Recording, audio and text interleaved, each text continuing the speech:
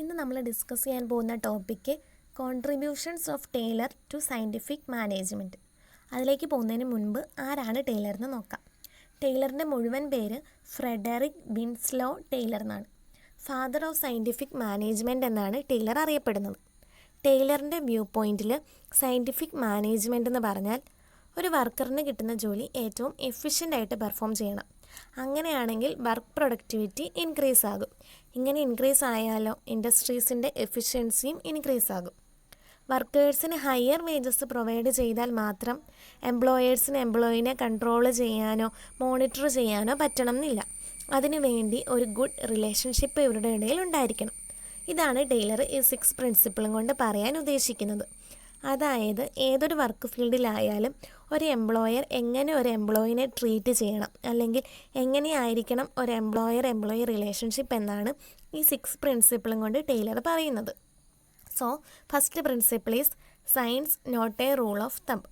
Rule of thumb എന്ന് പറഞ്ഞാൽ മീൻ ചെയ്യുന്നത് ഫാക്റ്റിന് ഇമ്പോർട്ടൻസ് കൊടുക്കാതെ മാനേജ്മെൻറ്റിൻ്റെ പാസ്റ്റ് എക്സ്പീരിയൻസിൻ്റെ ബേസിസിൽ കുറച്ച് ഗൈഡ് ലൈൻസോ മെത്തേഡ്സോ ഫോളോ ചെയ്തുകൊണ്ട് ഇൻഡസ്ട്രീസിൻ്റെ എഫിഷ്യൻസി ഇൻക്രീസ് ചെയ്യാൻ ട്രൈ ചെയ്തുകൊണ്ടിരിക്കും. അതുകൊണ്ട് മാത്രം ഇൻഡസ്ട്രീസിൻ്റെ എഫിഷ്യൻസി ഇൻക്രീസ് ചെയ്യാൻ പറ്റണം എന്നില്ല.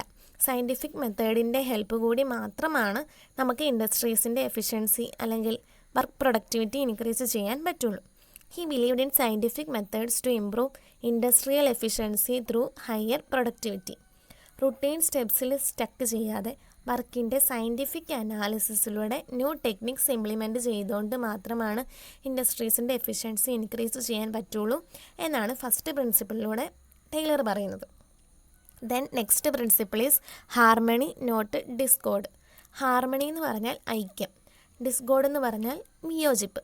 സോ ഈ പ്രിൻസിപ്പിൾ പറയുന്നത് there should be a complete harmony between management and workers.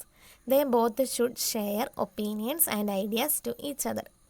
ഏതൊരു കമ്പനി എടുത്താലും അതിൻ്റെ എല്ലാം സക്സസിൻ്റെ പിന്നിൽ ഒരു ഗുഡ് വർക്കർ മാനേജർ റിലേഷൻഷിപ്പ് ഉണ്ടാകും. They should have a friendly relations among themselves.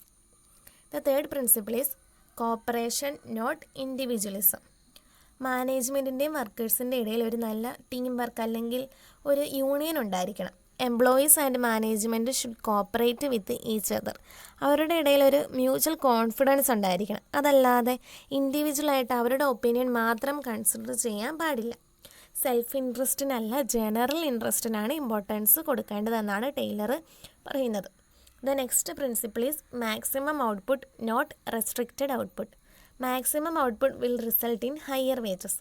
Higher wages provide ചെയ്യുവാണെങ്കിൽ വർക്കേഴ്സിൻ്റെ കാലിബർ ഇൻക്രീസ് ആകും. അതുവഴി മാനേജ്മെൻറ്റിന് ഗ്രേറ്റർ പ്രോഫിറ്റും കിട്ടും.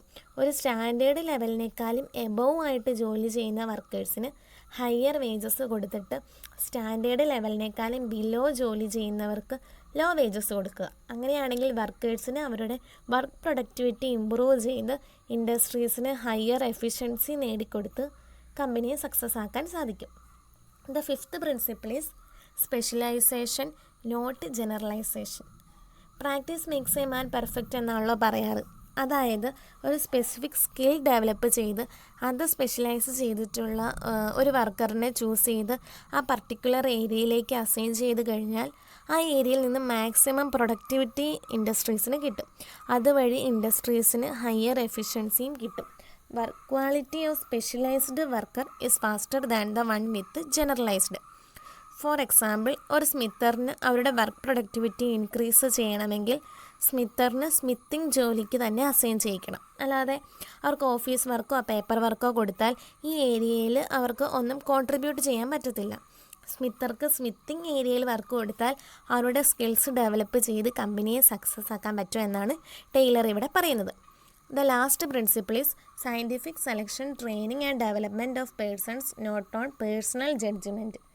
Taylor said that the selection of workers should be done scientifically. Personal ജഡ്ജ്മെൻറ്റിൻ്റെ ബേസിസിൽ ഒരു റോങ് പേഴ്സണെ കമ്പനിയിലേക്ക് സെലക്ട് ചെയ്യരുത്. ആ പർട്ടിക്കുലർ ജോബിന് ചേരുന്ന റൈറ്റ് പേഴ്സണെ ആയിരിക്കണം ചൂസ് ചെയ്യേണ്ടത്. ജോലി സ്റ്റാർട്ട് ചെയ്യുന്നതിന് മുൻപ് പ്രോപ്പറായിട്ടുള്ള ട്രെയിനിങ്ങും ഡെവലപ്മെൻറ്റും ഒക്കെ കിട്ടുവാണെങ്കിൽ വർക്കേഴ്സിൻ്റെ പ്രൊഡക്ടിവിറ്റി ഇൻക്രീസ് ചെയ്യാനും അതുവഴി കമ്പനീസിൻ്റെ സക്സസ്സിലേക്ക് കൊണ്ടെത്തിക്കാനും ഇവർക്ക് സാധിക്കും. അതുകൂടാതെ പ്രൊമോഷൻസും ഇൻസെൻറ്റീവ്സും ഒക്കെ എഫക്റ്റീവായിട്ട് വർക്കേഴ്സിന് കൊടുക്കുകയാണെങ്കിൽ കമ്പനിക്ക് ഹയർ പ്രൊഡക്ടിവിറ്റി അച്ചീവ് ചെയ്യാൻ സാധിക്കും എന്നാണ് ടെയ്ലർ പറയുന്നത്. ഇത്രയുമാണ് ടെയ്ലറിൻ്റെ 6 പ്രിൻസിപ്പിൾസ്.